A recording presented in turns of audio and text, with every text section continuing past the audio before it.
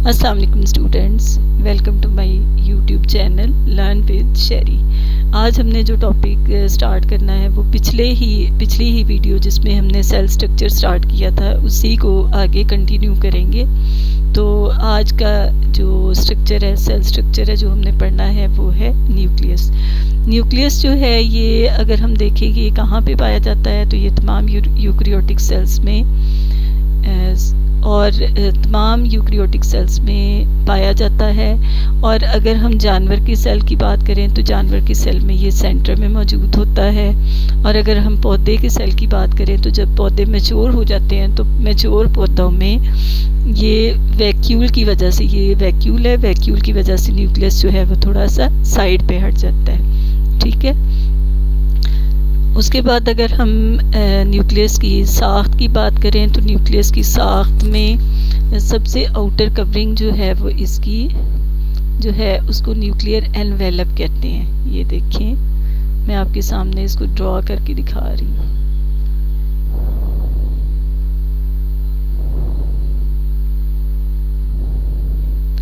क्योंकि ये जो लेयर है ये डबल मेम्ब्रेन है, ठीक है, तो इसकी वजह से ये न्यूक्लियर एनवेलप कहलाता है। ये देखिए आपको डबल लेयर नज़र आ रही है, इसकी वजह से ये जो है ये न्यूक्लियर एनवेलप कहलाता है। Nuclear envelope. उसके बाद अगर इसमें ये वाले पोर्स देखें, ये वाले ये छोटे छोटे पोर्स आपको जो नज़र आ रहे हैं ये क्या है, ये न्यूक्लियो पोर्स हैं। ये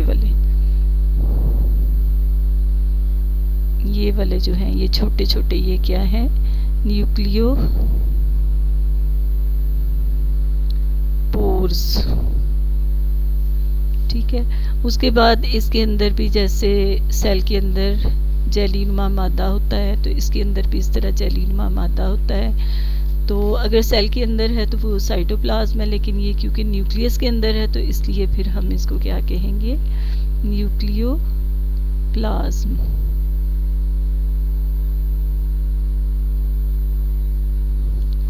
फिर इसके अलावा इसमें दो छोटी छोटी गोल साख्तें मौजूद होती हैं, ये वाली, इनको क्या कहते हैं, न्यूक्लियोलस।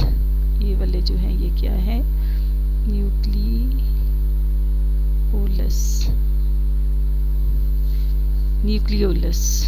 ठीक है।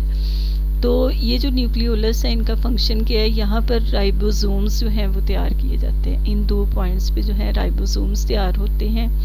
इसके अलावा न्यूक्लियस के अंदर जो है बहुत सी इस तरह धागानुमा साख्तें मौजूद होती हैं, इस तरह से। ठीक है। ये जो धागानुमा साख्तें ये क्या कहलाती हैं, क्रोमेटिन। ये क्या कहलाती हैं, क्रोमेटिन। और ये क्रोमेटिन जो है ये जब कंडेंस फॉर्म में आता है at the time of cell division, जब सेल डिवीजन होती है या सेल एक सेल से दो सेल्स में डिवाइड होता है, तकसीम होता है, तो फिर ये क्रोमेटिन जो है ये कंडेंस होके यानी मोटे होकर जो है सुकड़ कर, ये वाले जो हैं ये सुकड़ कर मोटे हो जाते हैं और ये इस तरह क्रोमोसोम्स की शक्ल में आ जाते हैं। ये आपके सामने ये वाला जो है आ गया है स्ट्रक्चर, ये क्या है, क्रोमोसोम। ठीक है। ये क्रोमोसोम जो है ये किस चीज़ का बना हुआ है, ये डीएनए प्लस प्रोटीन का बना हुआ है। और ये डीएनए जो है ये most important part of the cell है, क्योंकि यही डीएनए जो है ये वालदैन की खसूसियात को, डीएनए वालदैन की खसूसियात को एक नस्ल से अगली नस्ल में मुंतकिल करने का ज़िम्मेदार है। इसीलिए इसको विरासती मादा भी कहते हैं। ठीक है। ये तो थी इसकी न्यूक्लियस की साख्त। लेकिन अगर हम प्रोकैरियोटिक सेल्स का न्यूक्लियस देखें तो प्रोकैरियोटिक सेल्स में वाज़े न्यूक्लियस नहीं होता, वहाँ पर डीएनए मौजूद होता है, लेकिन डीएनए जो है वो इस तरह से गुच्छे की शक्ल में या स्ट्रैंड की शक्ल में जो है वो साइटोप्लाज्म में डूबा होता है।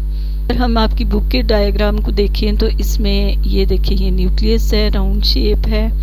फिर इसके इर्द गिर्द ये जो एनवेलप है इसको न्यूक्लियर एनवेलप कहेंगे। इसमें आपको ये सुराख नज़र आ रहे हैं, ये सुराख क्या है, न्यूक्लियर पोर्स हैं। इसके अंदर जो जेलीनुमा मादा है न्यूक्लियोप्लाज्म है। फिर ये देखें जो नेटवर्क बना हुआ है बारीक ये गुच्छानुमा जो है वो साख्तें आपको नज़र आ रही हैं, उसको क्रोमेटिन कहते हैं। क्रोमेटिन जब सिकुड़ जाता है, कंडेंस फॉर्म में आ जाता है, तो फिर ये क्या बना देता है, क्रोमोसोम बना देता है।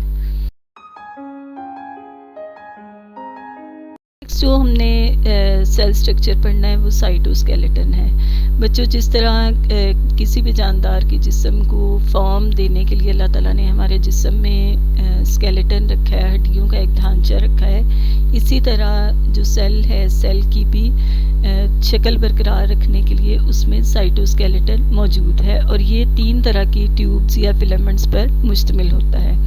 वो 3 हिस्से कौन से हैं? नंबर 1 माइक्रोट्यूब्यूल्स, नंबर 2 माइक्रोफिलामेंट्स और नंबर 3 जो है इंटरमीडिएट फिलामेंट्स।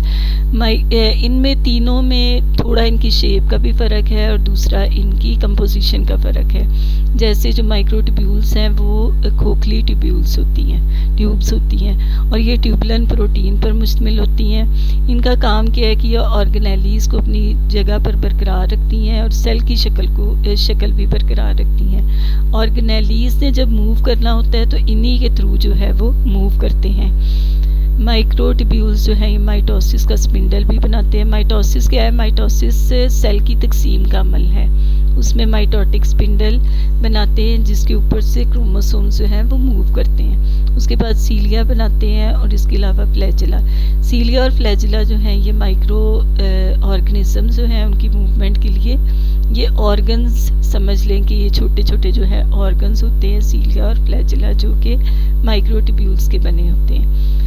उसके बाद आगे आ जाती हैं जब माइक्रोफिलामेंट्स। माइक्रोफिलामेंट्स जो हैं ये माइक्रोट्यूब्यूल्स की निस्बतन बारीक होते हैं और ये सिकुड़ने वाली प्रोटीन यानी एक्टिन प्रोटीन से बने होते हैं। क्योंकि ये सिकुड़ सकते हैं तो इसलिए ये सेल की मूवमेंट में मदद करते हैं। For example white blood cells जब मूव करते हैं या मसल सेल्स जब सिकुड़ते हैं तो उनकी मूवमेंट में माइक्रोफिलामेंट्स जो हैं वो खासे इम्पॉर्टेंट होते हैं। उसके बाद आ जाते हैं जी इंटरमीडिएट फिलामेंट्स। इंटरमीडिएट फिलामेंट्स जो हैं ये सुलाखनुमा होते हैं और ये कैरेटिन और वाइमेंटिन प्रोटीन के बने होते हैं। ये फिलामेंट्स जो हैं ये न्यूक्लियस और दूसरी ऑर्गेनेलीज़ को सहारा देते हैं और सेल टू सेल जंक्शन में भी ये खासे इम्पॉर्टेंट होते हैं। अगर हम इस डायग्राम को देखें तो इस डायग्राम में ये जो आपको ब्लू कलर की ये वाली जो लंबी लंबी सुलाखें नज़र आ रही हैं ये माइक्रोट्यूब्यूल्स हैं। इसके नीचे ये वाली जो आपको नज़र आ रही हैं ये माइक्रोफिलामेंट्स है और ये जो नेटवर्क बना हुआ है ये वाली इंटरमीडिएट फिलामेंट्स हैं। ठीक है, उम्मीद है कि इस स्ट्रक्चर से आपको साइटोस्केलेटन अच्छी तरह समझ आ गया होगा। नेक्स्ट जो हमारा स्ट्रक्चर है जो हमने पढ़ना है वो है राइबोसोम्स। राइबोसोम्स जो हैं ये छोटे छोटे गोल साख्तें होती हैं और ये साइटोप्लाज्म में इस तरह आज़ादाना हालत में भी मौजूद होती हैं। जब ये साइटोप्लाज्म में आज़ादाना इस तरह छोटे छोटे ग्रैन्यूल्स की शक्ल में होती हैं तो साइटोप्लाज्म को साइटोसोल की शक्ल देती हैं। ठीक है, इसके अलावा ये जो राइबोसोम्स हैं ये एंडोप्लाज्मिक रेटिकुलम चैनल्स जो हैं ये चैनल्स इस तरह से होते हैं और उनके ऊपर भी इस तरह से अटैच होते हैं। ठीक है, अगर हम इनकी राइबोसोम्स के स्ट्रक्चर की बात करें तो राइबोसोम दो जो केमिकल्स हैं प्रोटीन्स और राइबोसोमल आरएनए इससे मिलकर ये बने होते हैं। और अगर इसके स्ट्रक्चर को हम देखें तो एक जो है बड़ा सब यूनिट होता है और एक छोटा सब यूनिट होता है। मोस्टली ये दोनों सब यूनिट्स जो हैं ये अलग अलग फॉर्म में पाए जाते हैं, लेकिन जब इसने जो इसका फंक्शन है प्रोटीन सिंथेसिस, प्रोटीन को तैयार करना, जब प्रोटीन तैयार करनी होती है तो ये दोनों इकाइयाँ जो हैं ये आपस में मिल जाती हैं और मिलकर काम करती हैं। राइबोसोम के इर्द गिर्द कोई मेम्ब्रेन नहीं होती। ठीक है, अगर हम यूकैरियोटिक और प्रोकैरियोटिक राइबोसोम का दोनों का मुवाजना करें तो जो यूकैरियोटिक सेल है उसका राइबोसोम बड़ा होता है, लेकिन जो प्रोकैरियोटिक सेल है उसका राइबोसोम जो है वो थोड़ा सा छोटा होता है। इसके साथ ही बच्चों हमारा ये टॉपिक ख़त्म होता है। उम्मीद है कि आपको ये वीडियो अच्छी लगी होगी। Thank you so much.